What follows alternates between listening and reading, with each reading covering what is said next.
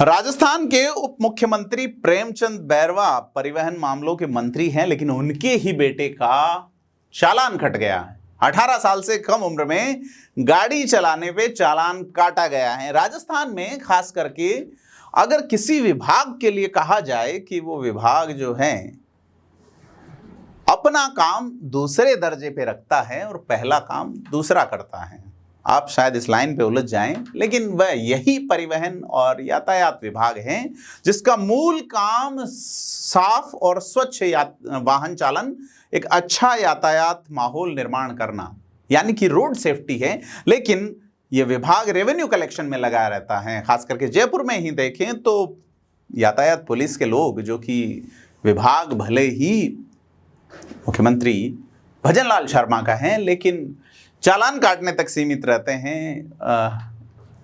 सीधे तौर पे नज़र नहीं आते कि ट्रैफिक जो है उसकी कंट्रोलिंग में चीज़ें ठीक हो, लोगों में एक सेंस और सेंसिटिविटी ट्रैफिक के लिए जनरेट हो। और इसका उदाहरण प्रेमचंद बैरवा के बेटे, जो कि नाबालिग हैं, जिनका नाम फिलहाल यहाँ लिया जाना ठीक नहीं है, 18 साल से कम उम्र की जो आयु है उसमें गाड़ी चलाते हैं। डिप्टी सीएम अपने बेटे को यह समझा नहीं पाए कि भाई 18 से कम हो, गाड़ी चलाने पे प्रतिबंध है और सीट बेल्ट लगाना ही चाहिए।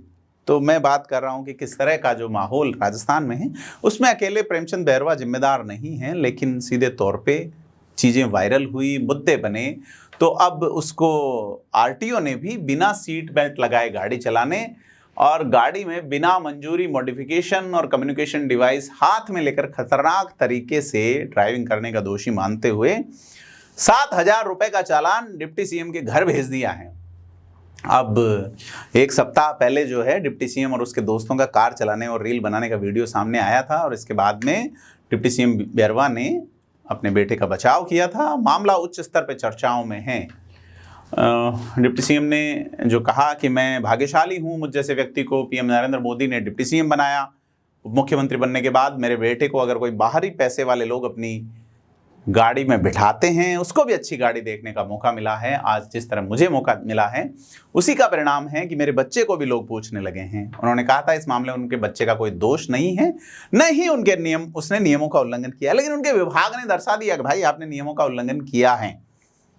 और यह सीधे तौर पे डिप्टी सीएम के बेटे के नाम काटे गए चालान में 7,000 का मामला बताया जा रहा है। 28 सितंबर को यह चालान काटा जाना बताया है। अब उसकी जो कॉपी है वो वायरल हो रही हैं।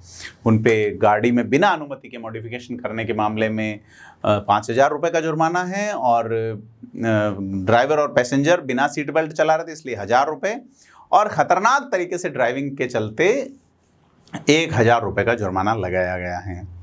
यह राजस्थान में, जैसा मैं पहले कह चुका, कि बड़ी चीज़ है कि आप सेंस और सेंसिटिविटी डेवलप कर रहे हैं या नहीं कर रहे हैं।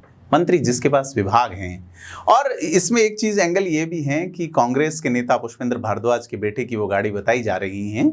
और जिस तरह से रील जब वायरल हुई तो प्रेमचंद बैरवा ने, जैसा मैं पहले बता चुका है, उन्होंने कहा कोई नियम नहीं टूटा है, बेटा अभी सीनियर स्कूल में पढ़ता है, आपस में दोस्त हैं और वो तमाम चीज़ें। तो यह सारी राजस्थान की राजनीति में अब चर्चा का विषय है। कैबिनेट एक्सपांसन या कैबिनेट में बदलाव, प्रेमचंद बैरवा का नाम होगा नहीं होगा, क्योंकि भाजपा का जो सदस्यता अभियान है उसमें भी चीज़ें पिछड़ रही हैं। उसमें जयपुर जिले की जो रिपोर्ट आई है 30 सितंबर तक, उसमें 19 विधानसभा क्षेत्रों में सबसे पीछे प्रेमचंद बैरवा का दूदू हैं। और भी कई कारण हैं, चीज़ें दिल्ली तक हैं।